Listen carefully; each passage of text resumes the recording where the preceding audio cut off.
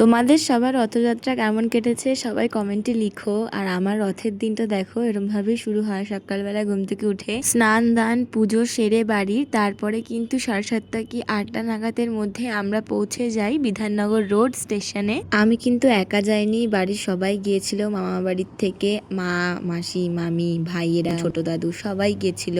তাছাড়াও কিন্তু দমদম স্টেশন থেকে আরও অনেকেই উঠবে। তো দেখো তারপরে আমরা বিধাননগর থেকে ট্রেন ধরে চলে আসি হাবড়া। আর এই দেখো ছোট্ট ভাই ডুডু। কেউ আমার ভিডিও দেখুক আর না দেখুক, এই ছোট্ট মানুষটা কিন্তু আমার ভিডিও সব সময় দেখে।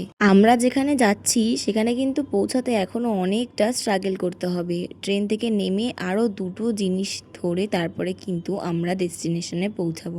তাই প্রথমেই আমরা হাবড়া স্টেশন থেকে একটা অটো করে তারপরে কিন্তু 40 মিনিটের পথ রওনা দিয়েছি। তারপরে আরও করতে হবে জার্নি, তাই মাঝপথে একটু খেয়ে নিয়েছি। সাথে এখানে দিদারা ছিল আর ভাইরা দেখো কি বলা কওয়া করছে। সবারই খিদে পেয়েছে কারণ অনেকটাই সকালে বেরোনো হয়েছে। আর এখানে মাসি আর মেসো দেখো খাচ্ছিল, ওদেরও কিছু ফুটেজ নিলাম আর ওদেরকে বলছিলাম কেমন খেতে। মেসো বলছিল খুবই সুন্দর। খাওয়া দাওয়া সেরে কিন্তু আবার ইঞ্জিন ভ্যান করে আমরা রওনা দিয়েছিলাম একেবারে ফাইনাল ডেস্টিনেশন। এবার তোমরা কমেন্টে জানাও আমরা যাচ্ছিটা কোথায়।